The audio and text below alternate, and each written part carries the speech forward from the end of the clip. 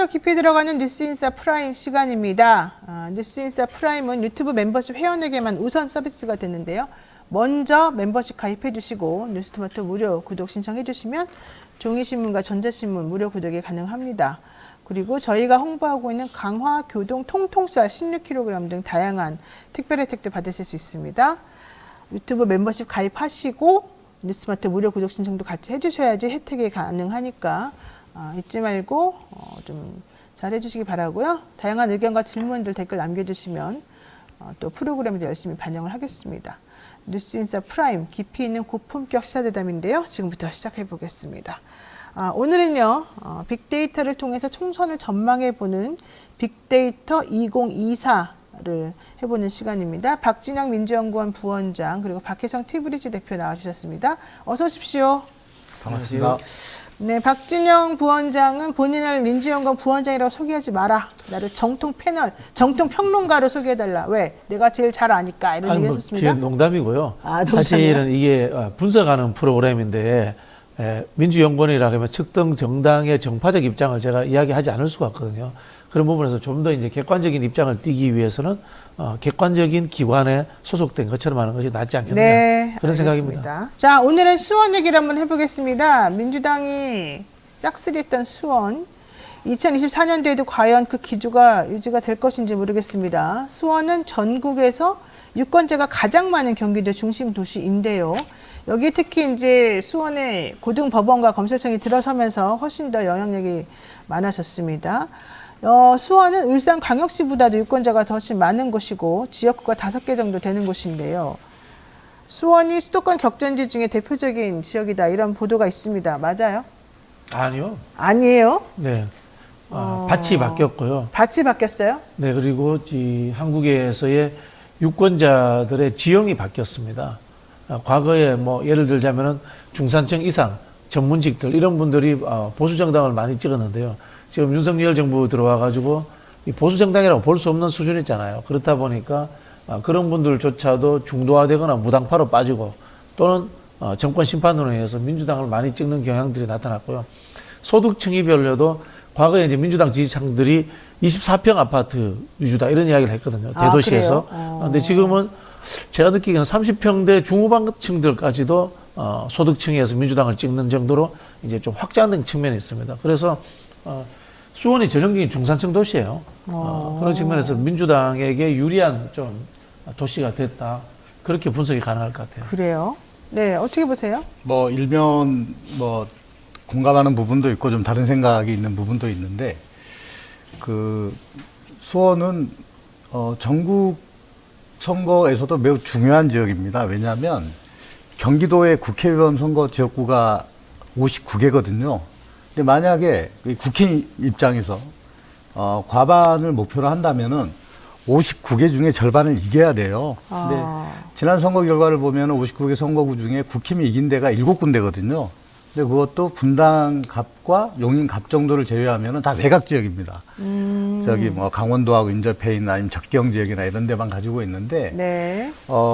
이제 그 경기도 전체의 그 선거를 영향을 미치려면은 가장 가운데에 있는 수원에서부터 시작을 해야 되거든요. 그럼 수원이 있고 그 옆에가 성남이 있어요. 용인이 있고 수원, 성남, 용인만 해도 13개 선거구거든요. 그리고 화성 지금 네. 커지고 있는. 그래서 이렇게 이게 확장해 나가려면은 경기 남부 벨트의 중심 도시인 수원에서 뭔가 변화의 물꼬를 타야 되거든요. 그래서 저는 이번 선거에서 굉장히 중요한 지역이다라고 판단을 합니다. 네.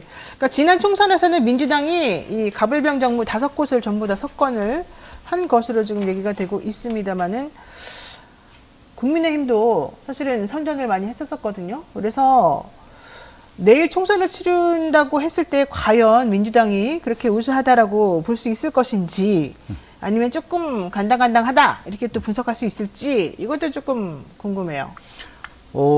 지난 총선 결과들만 보면은 네. 민주당이 완사이드하게 이길 것 같지만 그다음 최근에 있었던 대선과 지방선거 결과도 좀 같이 봐야 되거든요. 그랬을 때 좀 민주당 입장에서는 약간 이상기류가 나타나는 게 있고, 그래요? 국힘 입장에서는 이거 좀 해볼 만한데 이런 판단이 들 수 있는 신호도 있어요. 그래서 네. 최근에 박문규 산업부 장관을 석 달밖에 안 된 장관을 수원에 내려보낸다는 얘기도 있고, 뭐 김현준 전 국세청장, 최근에 뭐 이수정 교수도 들어갔고, 그 지난번 한번 에피소드로 끝났습니다만 박지성 선수를 뭐 출마시키던 얘기도 있었잖아요. 네. 수원에 보내려고 했던 거거든요. 그래서 국힘 입장에서는 수원을 이번에 좀 전략 지역으로 생각을 하고 있는 것 같아요. 해볼만하다. 해볼만하다라는 이렇게 생각을 하는 것 보는군요. 같습니다.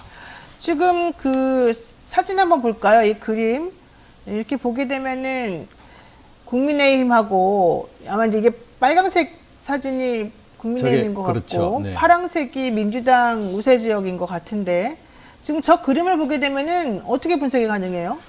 저게 그 지난 대선 때 그 득표율인데요. 파란색이 이재명 후보가 승리한 지역이고, 네. 저게 이제 읍면동으로 돼 있습니다. 오른쪽이 그 빨간색이 이제 윤석열 후보가 더 득표를 많이 한 지역인데, 저 오른쪽 쪽이 지금 신도시 쪽이에요. 광교 쪽. 광교 쪽에. 네, 그 경부고속도로하고 맞닿아 있는 이쪽 같은 경우에는 저기가 다 지난 총선 때는 민주당이 이겼던 지역인데 지금 약간 이상 기류가 나타나고 있죠. 저기서 보면 오른쪽에 분홍색 부분에서 특히 가운데에 파란색 하나가 보여요. 네, 네. 저긴 어디예요, 그러면? 저기 어디지? 저기는 아마 제 느낌으로는 구도심이 아직도 이제 남아있는 지역이 아닌가 이런 생각이 드는데요. 네. 이 한국에서 이 국민의힘 계열 정당의 지지층들은 양극단으로 나눠져 있습니다. 저소득층과 그다음에 고소득층. 그리고 이제 아까 말씀드린 것처럼 아파트 평수를 제가 말씀드렸는데 이제 30평대 후반층부터 그다음에 아파트 가격이 요즘 이제 15억 이상 되는 곳들은 국민의힘을 지지한다라고 요즘은 이제 분석을 하죠. 그럼 저기도 수원에서도 그런 중산층이나 뭐 좀 중산층 이상인 곳이죠. 그러니까 네. 좀 돈들이 있다고 하는 사람들이 일단은 민주당보다는 국민의힘을 지지하는 쪽으로 좀 돌아서고 있다. 이제 그분들이 과거처럼 이제 확정적 지지는 하지 않고요. 네. 이제 스윙보트 역할을 많이 하는 걸로 그렇게 알고 있습니다. 네. 자, 아까 지금 제가 이제 지적했던 그 분홍색 부분에서 특히 파란색으로 가운데에 좀 뚫린 거기가 수원병 여기 아닙니까? 팔달구 이쪽인 것 같은데 여기가 사실은 남평 의원, 남경필 전 경기지사 이런 분들이 칠선을 한 곳이란 말이에요. 이게 부자간에 남경필 칠선을 했죠. 네, 그러니까 남경필의 아버지가 남평 의원이잖아요. 네, 네. 그래서 이 부자가 칠선할 정도로 사실은 보수의 철옹성이었던 곳이거든요. 네. 네, 그럼에도 불구하고 지금 파란색으로 바뀔 정도로 진보층이 많아졌어요. 팔달구를 보면은 네. 저기가 전에는 그 고령층 인구가 많고 토박이들이 많다 그랬어요. 그리고 대형 교회가 있는 데거든요. 수원 제1교회, 그리고 수원 중앙침례교회 이런 큰 교회들이 있어서 민주당이 해보기 어려운 지역이라는 뭐 이런 평가가 있었는데 지금 김영진 의원이 2번 연속 지금 재선을 하고 있죠. 그렇죠. 예. 근데 그 2번 하는 동안 보니까 그 인구 구성이 많이 바뀌었어요. 아까 우리 부원장님도 소득 수준이나 이렇게 좀 계층에 따라서 좀 계층 투표하는 현상이 나타난다고 했는데 이 동네를 보면은 최근에 인구수가 좀 줄고 그렇죠? 인구가 좀 늘었죠. 늘었어요? 인구 한 2만 명 정도가 지난 2년 동안 2만 명 정도가 늘었고 앞으로 이게 도심 재개발되고 있는 이슈가 있어요. 그래서 총선 전까지 여기 이 동네에 보면 고등동, 매교동, 인계동, 지동 이런 데가 개발돼서 일반 세대 이상이 또 입주를 한다고 합니다. 그러면 이런 데 보면 대체로 20평대 중반이나 30평대 초반 그리고 한 젊은 세대, 네. 30대에서 50대 젊은 세대가 유입될 가능성이 높거든요. 그렇다면은 여기는 좀 더 민주당 지지할 만한 가능성이 높은 계층이 들어올 가능성이 높다. 이렇게 볼 수 있겠습니다. 화면에 조금 그 다각형으로 된 분석표 좀 띄워주시면 좋겠는데 여기 보면은 경기도 수원시 병이 진한 파란색으로 조금 표시가 되고 경기도 전체는 좀 하늘색 모양으로 좀 표시가 돼요. 네. 저 모양을 보게 되면 전체 인구수는 일단 경기도에서도 좀 작은 편이고 네. 소매화 비율은 늘고 있고 60대 이상 비율도 좀 줄어들고 있고 네. 월평균 소득도 좀 적고 뭐 이제 상권 규모는 뭐 그냥 비슷하고 이런 정도이란 말이죠. 이거 어떻게 보세요, 박진현 평론가님? 이제 뭐 글로벌 기준이 또 있습니다. 정당 우리 연구하는 사람들한테 집단 주택, 공동주택, 아파트라고 하죠. 네. 아파트, 그다음에 대공장제 노동자가 많이 거주하는 지역들, 그다음에 셀러리맨들이 많이 거주하는 지역들, 이런 지역들은 상대적으로 이 진보층들에게 유리합니다. 그리고 농업, 그다음에 자영업자들이 많은 곳들, 이런 것들은 보수 정당에 유리하다라고 이렇게 이야기를 하는데요. 네. 수원 8달이 전통적으로 이 보수 정당에게 유리했던 것은 토박이들이 많고요. 그다음에 직업적으로 농업과 자영업자들 구성비가 많습니다. 그리고 과거에는 또 이 지역이 관료들이 많이 살던 지역이에요. 수원이 사실은 이 경기권에 관공서가 밀집한 지역이지 않습니까? 그렇다 보니까 그런 사람들이 가지고 있는 여론의 전파력이라는 것들이 보수 정당의 흐름을 만들어주던 역할들을 했는데 지금은 사회가 이렇게 복잡해지면서 관료들의 영향력이라는 것이 현저히 떨어졌습니다. 그러다 보니까 관료 집중 지역이라고 해가지고 보수 정당에 유리하다 이런 것은 이제 존재하지 않는 상황이 되어버렸어요. 완전 시골의 군 정도 단위에서는 아직도 관료들의 영향이 있습니다만 네. 이런 수원 정도 규모의 도시가 되면 그런 영향력이 없어져 버리죠. 네. 여기 지금 수원병에 아까 민주당 김영진 의원 지금 2선 네. 했다고 말씀하셨는데 여기에 그럼 국민의힘 후보는 아까 박문규 전 산업통상부 장관을 지금 내보내겠다. 이게 보관인 것 같아요, 용산에서는. 뭐 여전히 그 김용남 전 의원이 여기에는 수원시장 계속해서 저 김영진 대 김용남 구도로 지금까지 왔었죠. 네. 그런데 지금 김용남 전 의원 가지고는 안 되겠다라고 판단한 것 같아요. 그래서 산업부 아까 박문규 장관을 갖다 투입하려고 하는 것 같고요. 좀 더 이 지역에 대해서 설명을 좀 드리면은 네. 이 지역은 전형적인 그 평균 정도 되는 인구수와 소득 수준을 가지고 있는 경기도의 1인당 월 평균 소득이 301만 원 정도 되거든요. 근데 이 동네를 보니까 322만 원 정도 돼요.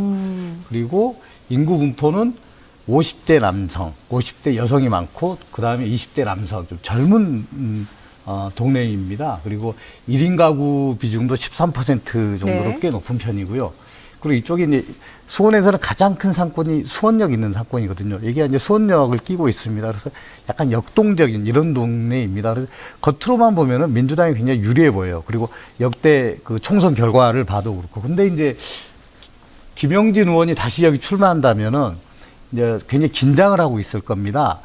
지난 대선 때는 이재명 후보가 그 윤석열 후보보단 거의 3,000표 가까이 이겼거든요. 네. 그런데 바로 직후에 치러진 수원시장 선거에서는 물론 이 지역 출신인 김용남이죠. 이 용남. 김용남 전 의원이 출마했는데 지긴 했지만 8달에서는 좀 아깝게 졌어요. 여기서 8달에서는 이겼어요. 이겼어요. 네, 그래서 김영진 의원 입장에는 상당히 긴장을 하고 있을 것 같다는 생각이 듭니다. 그런데도 불구하고 용산에서는 김용남으로는 안 된다. 이러면서 박문규 전 장관을 꽂는다고요?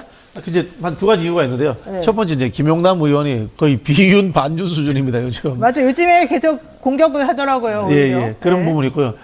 두 번째는 국민의힘에서 전통적인 전략을 구사하는 거예요. 아까도 말씀드린 것처럼 수원이 이 관공서 밀집 지역이다 보니까 관료 여론이라는 것을 중요시 여겼습니다. 과거에 그랬습니다. 그러다 보니까 장관급 관료라든가 고위공직자를 꽂으면은 이것이 바람으로 이어질 것이라는 제가 보기에는 좀 과거식의 발상으로서의 전략을 짜는 것 같아요. 이거는 국민의힘 쪽에서. 잘못된 전략인가요? 저는 그렇게 봅니다. 뭐 이제 국힘 입장에서는 익숙한 전략이죠. 네, 왜냐하면 고위 관료가 내려오면은 네. 일단 뭐 그 사람이 가지고 있는 인지도 그리고 지역 개발에 대한 기대감 이런 것들을 모아낼 수 있다라고 생각하는 거죠. 그럼 민주당에서는 김영진 의원으로 괜찮습니까? 박문규 전 장관이 오면? 근데 말씀드리지만은 수원이라는 지역이 영통, 권선 뭐 이쪽은 있지 않습니까? 민주당이 압도적으로 우세하는 지역인데 비해서 구도심 지역은 이기더라도 늘 박빙으로 이기던 지역이에요.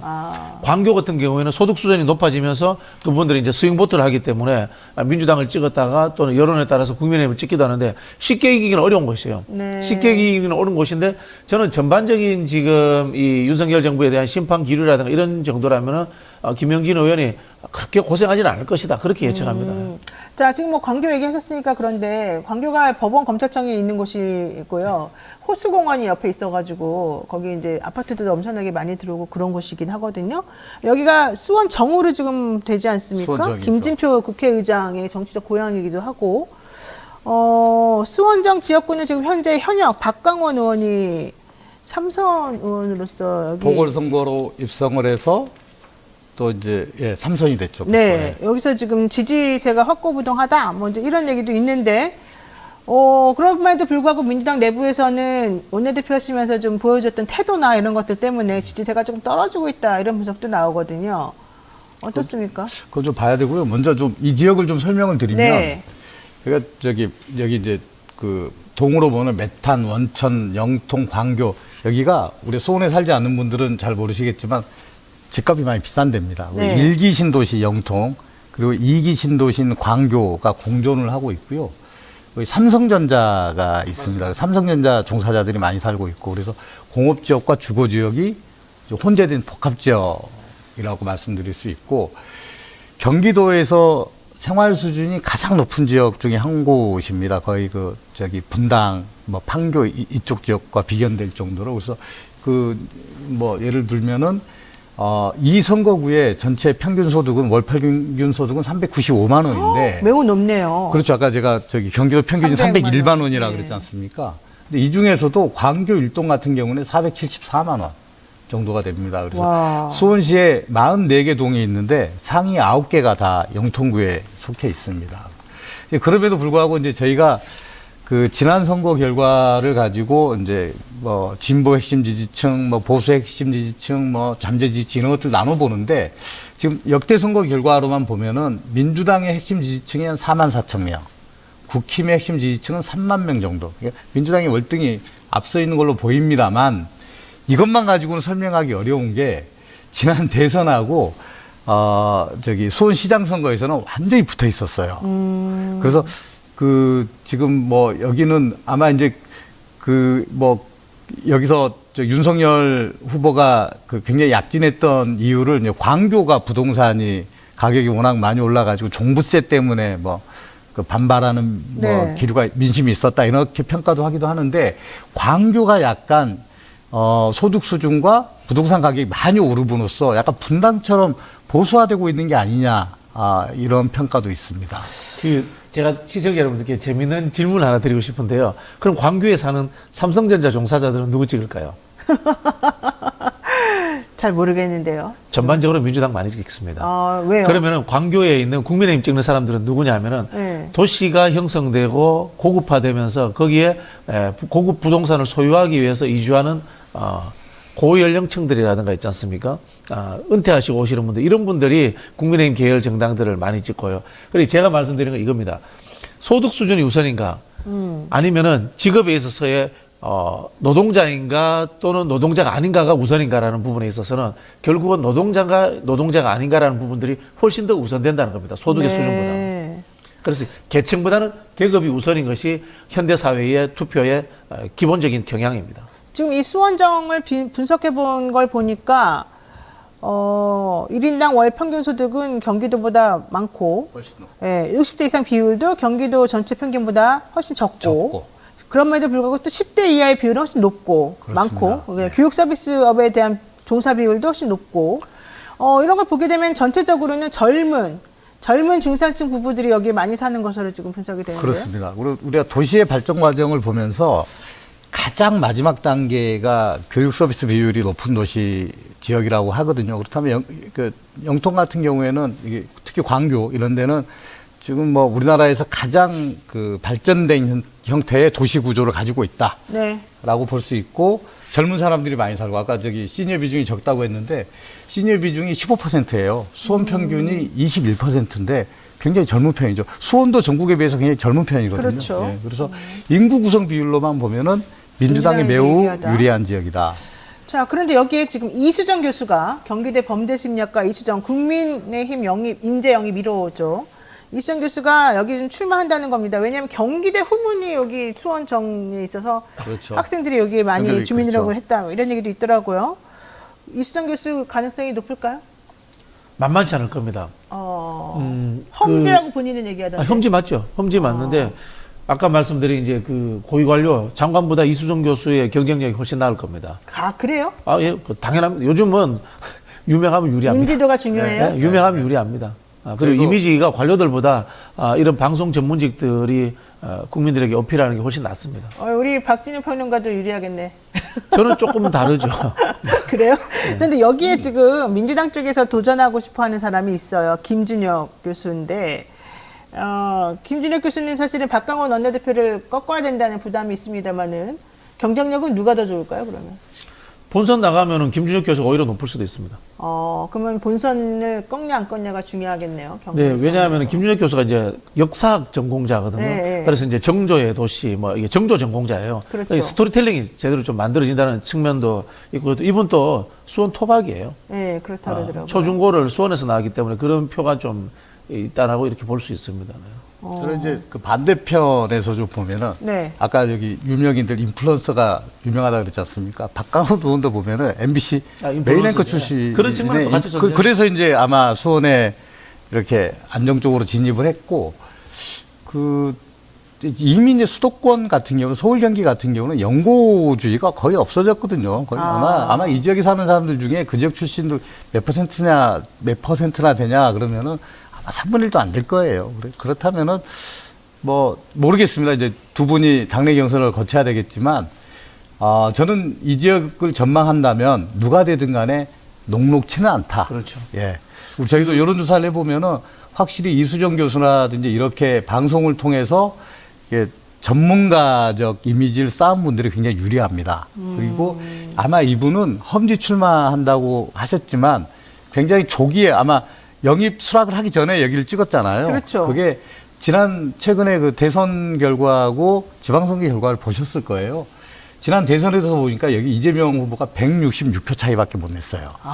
그리고 이재준 대 김용남이 거의 붙었습니다. 몇십 표 차이밖에 안 나요. 0.06인가 그렇습니다. 그래서 여기에 본인이 이제 경기대의 연고, 네트워크 이런 것들을 잘 활용하면은 내가 한번 해볼만 하겠다 이런 자신감이 생겼을 거예요. 본인은 내가 여기 나가면 경쟁력이 있다 생각했으니까 사실 나갔겠죠. 그렇죠. 네. 그 이수정 교수에 대해서 민주당에서는 과거의 행적들을 많이 비판합니다. 과연 이분이 신입 뭐 인재인가 이런 비판도 합니다만은 잘한 영입입니다. 인재는 그렇죠. 유명한 사람 영입하는 거지 데리고 와서 유명하게 만드는 게 아닙니다. 영입을 잘했다고. 네, 유명한 사람 영입하는 겁니다. 유명한 사람 영입하거나 아니면은 무슨 단체의 대표, 큰 그 기업의 대표라서 종사자가 많아서 직접적인 표에 도움이 되거나 그런 사람을 영입하는 것이지 데리고 와서 이상한 사람 뭐 스토리텔링 해주고 이거는 연예기획사에서 하는 거고 민주당은 철저히 그런 부분에 대해서 이벤트 업자에 노릇했던 거 반성해야 됩니다. 그러면 박강원 대 이수정, 뭐 김준혁 대 이수정 어떤 조합이 더 낫습니까? 민주당 입장에서는. 김준혁 교수는 확장성은 오히려 김준혁 교수가 나을 수도 있고요. 현재 가지고 있는 그 사람들의 네임밸류로만 본다면은 어쨌든 박강원 의원이 유명하기 때문에 이수정 교수와 이게 붙었을 때 호각지세를 이루는 데는 유리할 수도 있죠. 네. 그런 모든 걸 다 고려했겠죠. 국민의힘에서도. 네. 자, 수원 무 지역구 한번 보겠습니다. 유권자 성향과 지역 특성을 보면 민주당에 유리한 것으로 보이기는 합니다만은 여기가 김진표 국회의장이 원래 여기가 정치적 고향 아닌가요? 그렇죠. 여기가 신설된 지역구죠. 네. 예. 수원의 인구가 늘어나면서 신설이 됐고, 그때 이제 그 수원정을 박강원 의원에게 넘겨줬다가 네. 이제 신설되는 지역으로 이제 김진표 의장이 간 거죠. 근데 여기 보면은 굉장히 이질적인 조합입니다. 여기가 이제 권성구에서 일부를 가져오고 영통구의 일부를 가져갔지 않습니까? 여기를 보면은 그 소득 수준의 차이도 굉장히 많이 나요. 영통구 같은 경우는 막 450만 원 이상 이렇게 나지만 권성구 쪽 같은 경우는 이제 여기 세류동인가 이쪽 같은 경우에는 이제 평균보다 낮죠. 낮은 지역. 그래서 굉장히 이질적인 그 유권자들이 같이 혼재되어 있는 그런 묘한 선거구입니다. 여기는 60대 이상 비율도 상당히 적고요. 네. 소매업 비율, 그러니까 소매업에 종사하는 사람들의 비율도 적습니다. 네. 그런데 또 전체 인구수를 보게 되면은 10대 이하 비율이 높고 전체 인구수도 높아서 아마 좀 젊은 층들이 많이 사는 곳으로 그렇죠. 네. 그리고 교육 수준도 좀 높은 것으로 지금 그쪽이 아마 영통 쪽 쪽이. 사람들이 전형적으로 이제 민주당 계열에게 유리한 지역이에요. 네, 세류동 쪽 같은 경우에는 아마 군부대 같은 게 좀 있을 거예요. 네. 그래서 그쪽은 역대 선거 결과를 보면 약간 보수적이거나 스윙보터 성향을 좀 가지고 있는 유권자들이 많습니다. 그러면 지금 김진표 의장이 안 나가니까 그럼 누가 이제 여기를 가고 싶겠네요? 민주당 입장에서. 민주당 쪽에서 염태영 전 수원시장이 가장 유력한 후보로 알고 있고요. 염태영 전 수원시장이 김진표 국회의장하고 좀 비슷한 캐릭터가 있습니다. 수원 토박이에다가 서울대를 나왔고요. 그리고 또 뭐 이 관료처 뭐 여기는 선출직 관료를 했습니다만은 수원시장을 3선을 했지 않습니까? 그런 터전이 있기 때문에 그런 쪽으로 흘러갈 가능성이 높다 이렇게 보여지고요. 지금 김진표 의장이 국회의장으로서의 활동에 대해서는 뭐 호불호가 갈릴 수 있습니다만은 선거 굉장히 잘하시는 사람이에요. 보수 진보를 가리지 않고 소부력이 있고 그다음에 이 직능 이익 단체를 통해 가지고 지역에서 3,000에서 5,000표를 스스로 만들 수 있는 그런 선거 전략을 아는 분이에요. 오. 네. 그러면 김진표 의장이 너 와라 이러면 딱 되겠네요. 참 표현이 그렇습니다만 두 사람이 또 특수 관계가 있을 겁니다. 아 그래요? 특수관계가 뭐예요? 오랫동안 수원에서 이제 선후배 사이로서 민주당 계열에서 그런 정치를 식으로 같이 해왔던 밀어진 거죠. 네네네. 보통 이런 지역구 같은 경우는 이제 물러나신 분들이 후견인 역할. 그러니까, 이제 후견 예. 역할을 후계 구도를 하시면서 좀 만든다. 네. 그렇게 되는 경우가 그게 많죠. 염시장이다. 지금 현재로서는 가장 수원에서 이제 국힘에서도 수원을 핵심 전략 지역으로 놓고 전략을 짠다면 민주당 입장에서도 이제 어떤 이 라인업을 가져가야 될 거냐 전략적으로 이제 봐야 되겠죠. 그런 데 있어서 염태영 시장 같은 경우는 굉장히 좋은 선수죠. 그러면 국민의힘에서는 누가 나오겠습니까? 국민의힘에서는 지금 예비 후보 등록한 사람을 보니까 네. 그 박재순 전에 이제 수원무 당협위원장이에요. 그게 별로 뭐 이력 같은 게 잘 이렇게 모르는 잘 분인데? 모르는 분이더라고요. 그래서 저는 잘 모르겠습니다만은 지금 국힘 같은 경우에 수원을 전략 지역으로 상장한다면 김은혜 같은 경우가 지금 오갈 데가 별로 없지 않습니까? 그래서 분당을 지금 박민식 네. 전 장관이 네. 여기는 뭐 내가 들어가야 될 지역이다 이렇게 선정을 박민식 장관도 영등포 얘기도 나오던데 분당한대요? 뭐 분당 얘기 나오고 뭐 네. 영등포 얘기도 나오는데 여튼 여기도 이제 선수를 꼽겠죠. 그냥 당협위원장 출신의 그냥 예비 후보를 그렇게 그 후보로 선출할 것 같지는 않습니다. 야, 그럼 당협위원장 그거 하나 바라보고 열심히 했는데 소용이 없네요. 팽당하는 겁니까? 그게 이제 이게 좀 사회적인 분석도 가능한데요. 네. 한국 사회가 급속한 이 근대화로 인해 가지고 도시 지역에는 지역의 공동체가 잘 형성되어 있지 않습니다. 이게 중앙정치 여론에 의해서 결정나는 곳이기 때문에 지역에서 오랫동안 그 지역 활동을 한다고 해가지고 인지도가 높아지지도 않고요. 그리고 이 직장 퇴근 이후의 공동체라는 것이 존재하지 않기 때문에 조직이라는 것이 사실 없어요. 현실적으로 없어요. 정당 조직 일부를 가지고 원외위원장이면 많아야지 한 4,500명 수준의 자기 인지도를 가지고 있는 대중들을 가지고 있을 뿐인데 유권자가 한 20만씩 가까이 되잖아요. 그죠? 그리고 여기는 더구나 한 20만 되고 인구가 아마 상한선을 넘어설 거예요. 그래서 올 4월에 있는 선거에서는 선거구가 다시 조정될 가능성이 높습니다. 사실 수원 같은 경우에는 국회의원 숫자가 훨씬 늘려줘야 돼요. 지금 수원시가 지방자치단체입니다. 자치단체인데 우리 이제 기준이 행정구역이 아니고 자치단체 기준으로 나눠지게 돼 있어요. 행정동이나 행정구는 우선시하지 않거든요. 그러다 보니까 지금 수원시를 통으로 하나의 자치구로 봐서 선거구를 5개밖에 두지 않는데 인구 126만이가 7만에 국회의원 5개라는 것은 사실 너무 적어요. 예를 들자면 부천이라든가 안산 같은 경우에 인구가 한 70만 정도밖에 안 됩니다. 수원에 거의 절반에 살짝 넘는단 말이에요. 55% 60%인데 4명이에요. 근데 수원은 5명이야. 이게 사실 좀 인구 대비 비율로 하면 좀 불공정한 측면이 있습니다. 자, 시간이 없지만 짧게 여쭤볼게요. 본인이 민주당 공관위원장이다. 어떻게 하시겠습니까, 전략을? 공관위원장을 공정하게 경선시키는 자리지 전략 짜는 것이 아닙니다. 그럼 전략계획위원장으로 전략공천위원장이다. 네, 전략공천으로. 전략공천위원장이 지금 수원 같은 경우는 판이 나쁘지 않기 때문에 뭐 그대로 갈 것 같아요. 그대로 민주당 갑니다. 후보들은. 지금 나오려는 사람들. 나오려는 사람들을 위주로 해서 경선시키면 될 것 같아요. 국민의힘입니다. 국민의힘 전략계획 뭐 하는 사람이다. 제가 국민의힘 전략기획이다. 그러면 이제 이수정 같은 제2의 이수정 같은 이런 인플루언서들을 박지성을 꼭 불러들여야 된다 이런 겁니까? 박지성 가지고 선거를 하겠다는 발상은 정말 후진 발상, 정말 70년대 발상. 차범근 불러다가 저기 뭐 선거하고 태권도 선수도 있고 뭐 바둑 선수도 있고 그런 사람들 정치권에 많이 들어와 있어요. 그렇게 하지는 않고요. 뭔가 하여튼 사회적 명성과 명망과 전문성을 가진 분들을 가지고 라인업을 좀 짜볼 것 같습니다. 정치와 관련된 전문성을 가진 분들이 해야 되는 거예요. 그러니까 제가 지금 두 분의 말씀 들어보니까 이거는 뭐 그 사람이 얼마나 이 지역의 이런 정치적인 수준을 높이고 전문적으로 이 지역을 발전시킬 것인가 이런 논의보다는 그냥 그동안의 밭이 어떻고 뭐 누가 어떻고 이런 쪽으로 좀 더 분석이 가능하고 막 그러네요. 왜냐면요. 네. 후보가 가서 선거운동에서 움직이는 표가 많아야 3,000표예요. 아, 이미 정해져 있어요. 그냥 당 보고 움직여요. 당 보고 움직이는데 그걸 전문 용어로 정당 일체감이라고 하는데 우리나라에도 정당 일체감이 한 60% 정도 됩니다. 그렇게 난 태어날 높아요? 때부터 민주당 당원으로 태어나고 난 태어날 때부터 국민의힘 계열 정당 당원으로 태어나는 거예요. 아, 그걸 정당 일체감이라고 하는데 우리나라 상당히 높은 것이에요. 그게 이제 지역주의 영향도 있고 산업화와 민주화라는 압축적 근대화 과정에서 대결 구도가 만들어져 있었기 때문에 우리 사회가 그렇게 구조화되어 있는 겁니다. 그리고 이제 다른 측면에서 보면 예를 들어 유권자가 10만인 지역이다. 그럼 우리 총선 투표율이 굉장히 높으면 70% 정도 되거든요.